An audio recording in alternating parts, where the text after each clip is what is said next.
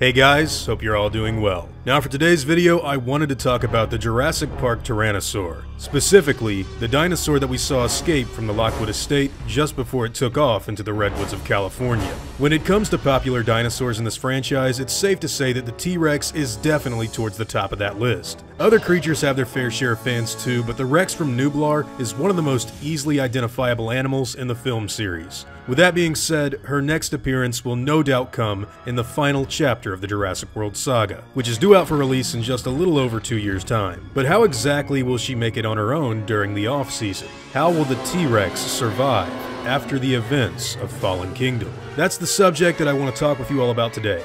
So without further ado, let's go ahead and begin.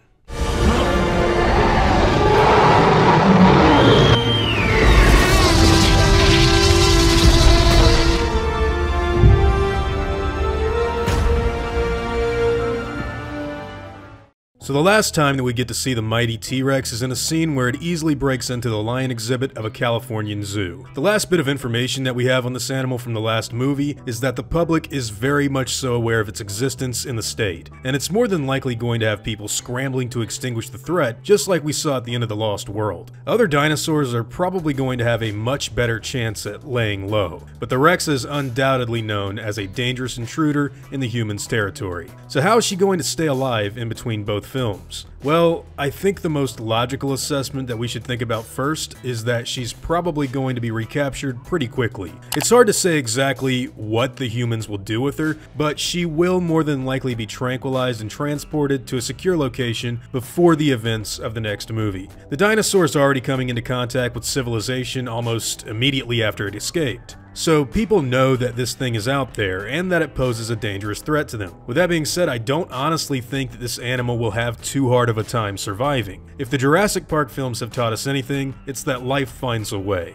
It's also that people love to exploit and make money off of a caged T-Rex. The dream of Peter Ludlow at the end of the second film was to have a T-Rex in Jurassic Park Santiago once he'd shipped it over from Site B. Even with just a single creature of this species on display, dollar signs go off in anybody's mind. If humans track it, trank it, and take care of it in captivity up until the final movie, she won't honestly have too much to worry about. Surviving on her own is something that she simply wouldn't have to deal with under these circumstances. But what about the possibility that she doesn't get captured in between films? Let's say, for some currently unknown reason, the Rex goes on living in the wild of wherever, not even explicitly California. Maybe she stomps off somewhere else that's far more remote to live out the rest of her life. Well then, I'd say that she has a pretty long road of struggle ahead of her. She's going to try to hunt anything that she could possibly keep up with, so every indigenous species of wildlife around her will be in danger of becoming the next meal for the 7-ton predator. It takes a lot of food to satisfy the hunger of a full-grown tyrannosaur, which means she's going to be eating a ton of other species in the surrounding areas. Migration to newer forests once most of her easy food supply has been drained is a probable possibility.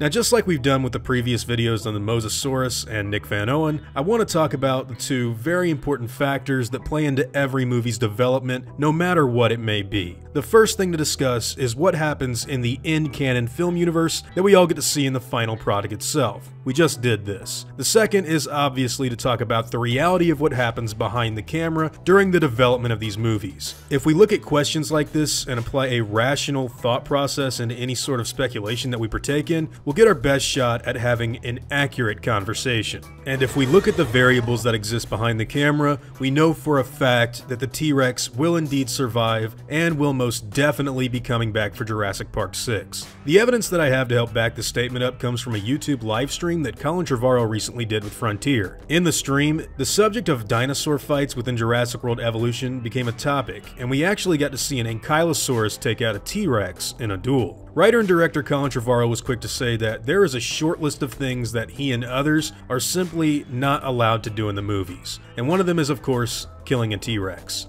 Now, why this happens to be a pretty big no-no is not very hard to figure out. The film industry is a business. Whether or not anyone wants to believe that is irrelevant. People don't pour millions of dollars into a project only to lose money. Unfortunately, that is exactly what happened after the Spinosaurus killed the Rex in JP3. I don't have to tell many of you how severe that backlash was because you've more than likely already heard of it or seen it for yourself firsthand. Killing the T-Rex was a cause that resulted in a very loud effect. That's all there really is to it. That T-Rex is going to survive. As stated at the beginning of this video, it's one of the most popular animals in the entire franchise. The vast majority of audience members don't even want to sit in a theater and watch the T-Rex get murdered. It's not exactly something that's at the top of Jurassic fans' checklists. Now, how this animal makes it into the next movie is up for debate, but like I said a few minutes ago, I have a strong feeling that it's going to be recaptured relatively easy. Survival won't be a priority once it's tranquilized and kept away from outside danger. So if it does end up in a cage somewhere, I think it's safe to say that's where it'll stay until we get to the main plot and action of JP6. But at the end of the day, these are all just my individual opinions and viewpoints, and they should be taken as such.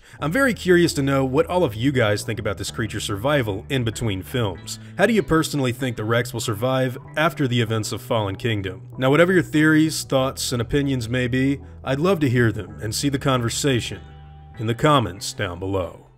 Now before I go, I'd like to thank all of my game wardens, as well as all of my InGen executives. I'd also like to thank all of my park workers and InGen hunters as well. Guys, it really means the world to me that you all continue to support what I do, and I seriously am extremely thankful for everything that you guys do to help. Honestly, it means the world. Now I'd like to thank you all for watching this video, and hope that you all enjoy today's content. If you feel like I deserve it, I'd appreciate the like and hope that you'll consider subscribing if you're interested in hearing from me again. I'll see you all in the next video, guys, and as always, take it easy.